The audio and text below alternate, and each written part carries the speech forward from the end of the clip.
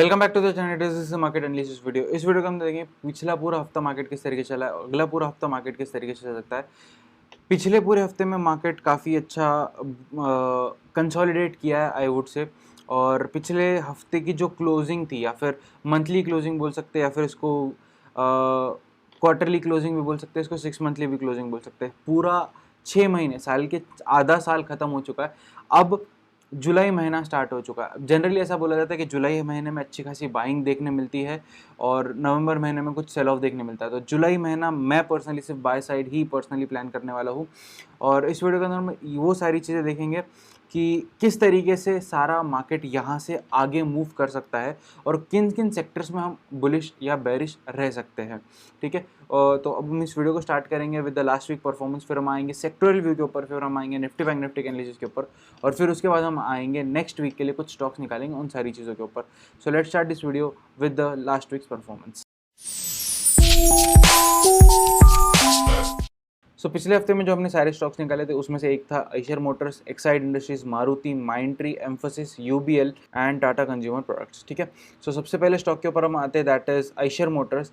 Eicher Motors के अंदर आप क्लियरली देख सकते हो इस लेवल से ऊपर हमने ब्रेकआउट एक्सपेक्ट किया था कि हाँ, इस लेवल से ऊपर अगर ये सस्टेन करता है तो हमको एक अच्छा ब्रेकआउट देखने मिलेगा। इस लेवल से ऊपर वो सस्टेन नहीं किया, स्ट्रेट अवे 3 दिन कंसोलिडेट किया, फोर्थ डे ब्रेकडाउन दिया और फिफ्थ डे उसी के नीचे क्लोज हुआ। ठीक है, सो यहाँ से आई वुड से 2800 के ऊपर अच्छा बाय है और 2760 के नीचे अच्छा खासा सेल आपको देखने मिल सकता है।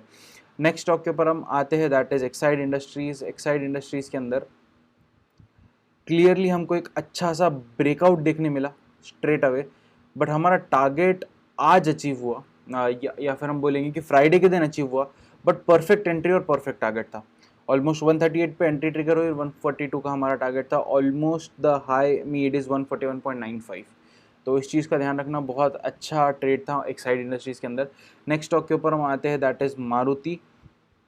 मारुति के अंदर भी हमको इस लेवल से मैंने एक्सपेक्ट किया था कि ब्रेकआउट आएगा। ऑलमोस्ट 8400 से ऊपर ब्रेकआउट देखने मिला, 8600 तक का टारगेट हमारा इजीली अचीव हो गया। तो पहले टारगेट के बाद वो सीधा सेल ऑफ आया, तो पहले टारगेट हमारा इसमें अचीव हो चुका है।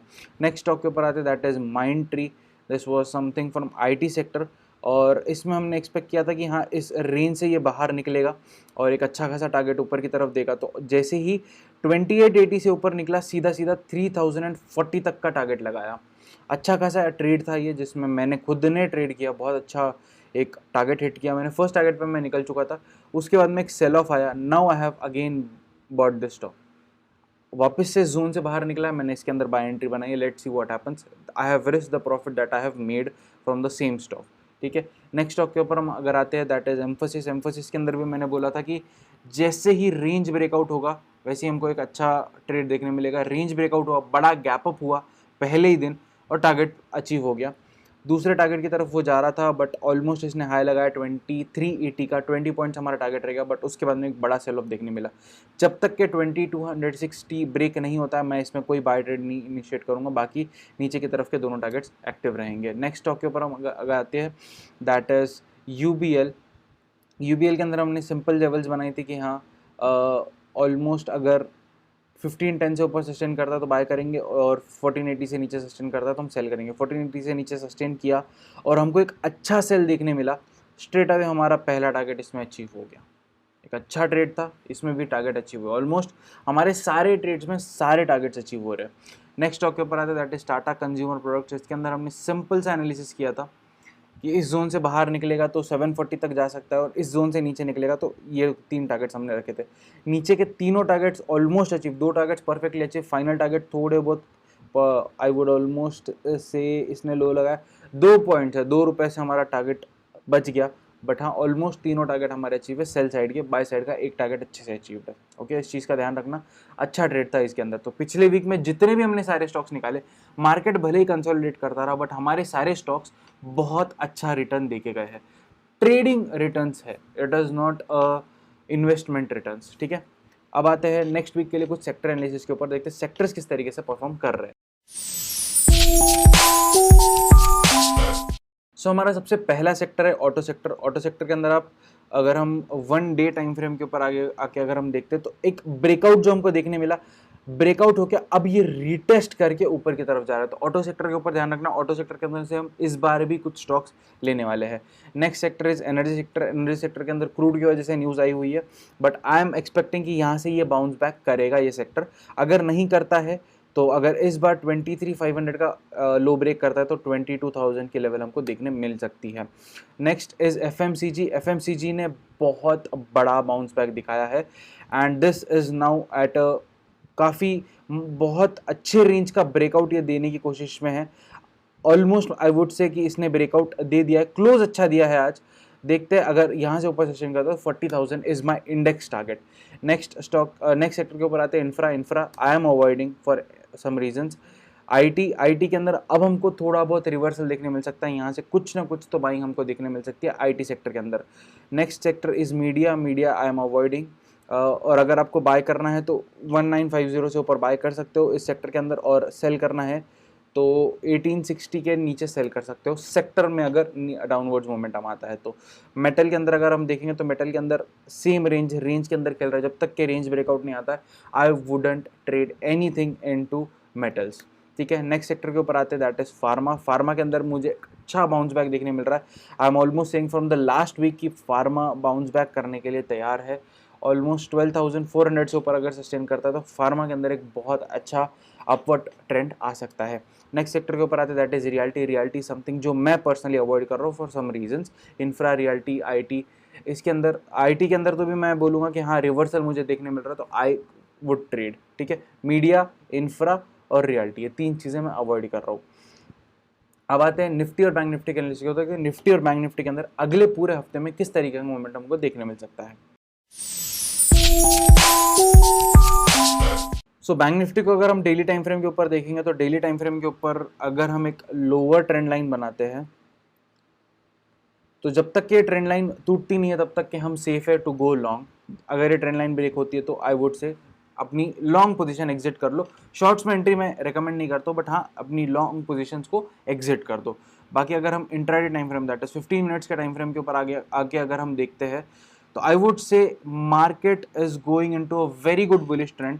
सो 33,400 से पहले सेल नहीं करना है, 33,400 को सेल करो for the target of 33,000, 32,600 and final target of 32,000। ठीक है, बाकी अगर ऊपर की तरफ जा रहा है तो आई वुड से जैसे ही 33,800 क्रॉस होता है तो एक अच्छा खासा बुलिशनेस हमको देखने मिल सकता है for the target of 34,400 and 35,000, और एक फाइनल टारगेट अगर हमको रखना है तो that would be 36,000 towards the buying side. हो सकता है कि ये पूरा हफ्ता बहुत अच्छा रहने वाला है, बहुत अच्छा बुलिश रहने वाला है।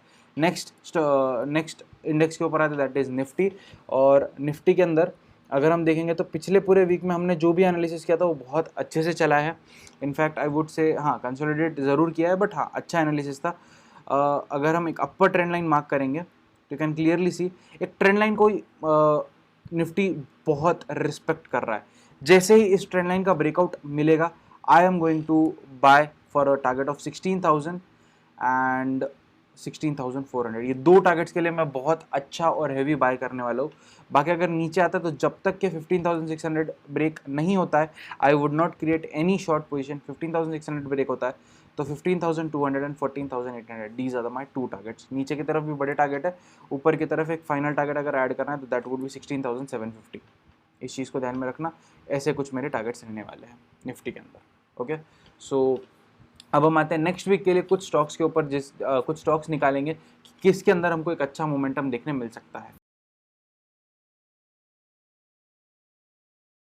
सो नेक्स्ट वीक के लिए जो हमने स्टॉक्स निकाले हैं वो है hero motor, Hindustan Unilever, lupin, Infosys, ITC और टाटा मोटर्स। काफ़ी अच्छे स्टॉक्स हमने लिए हैं। सबसे पहले स्टॉक के ऊपर आते that is Hero MotoCorp. Hero MotoCorp को लेने के पीछे सिंपल सा रीज़न है कि हाँ एक ट्रेंड लाइन का ब्रेकआउट मुझे देखने मिला है कि हाँ यार यहाँ से अच्छा खासा ब्रेकआउट आया है। अगर ये ब्रेकआउट सस्टेन करता है तो 28, 25, 29, 20 ये दो टारगेट्स रहने वाले हैं। अगर ये फेल होता है तो 27, 20 से नीचे मैं सेल करूँगा for the target of 2670 and 2600, ये दो टारगेट्स के लिए मैं सेल प्लान करूंगा। नेक्स्ट स्टॉक के ऊपर आते हैं, दैट इज हिंदुस्तान यूनिलीवर। अब एफएमसीजी से हमको दो स्टॉक्स लेने थे, इसलिए मैंने हिंदुस्तान यूनिलीवर आईटीसी लिया है, क्योंकि एफएमसीजी सेक्टर के अंदर एक बहुत अच्छा ब्रेकआउट मुझे पर्सनली देखने मिला है, और ये कुछ अंडर परफॉर्म स्टॉक्स है जो काफ़ी अच्छे चल सकते हैं, ठीक है। सो आई वुड से काफ़ी अच्छा राउंडिंग बॉटम बना के ऊपर की तरफ निकल रहा है। जैसे ही 2300 क्रॉस करता है, साइकोलॉजिकल लेवल भी हो सकता है, और क्रॉस करता है तो 2375 एंड 2450 का टारगेट मैं पर्सनली रखूँगा। और जैसे ही 2250 नीचे की तरफ ब्रेक करता है तो आई वुड से 2200 एंड 2150, ये दो मेरे नीचे की तरफ टारगेट रहने वाले हैं। नेक्स्ट स्टॉक के ऊपर आता है, दैट इज ल्यूपिन। ल्यूपिन के अंदर से इसके लिए लियो क्योंकि फार्मा के अंदर मुझे पर्सनली रिवर्सल लग रहा है, और इसके अंदर यू कैन क्लियरली सी कि हाँ एक बॉटम काफ़ी अच्छा दिख रहा है यहाँ पे, ठीक है।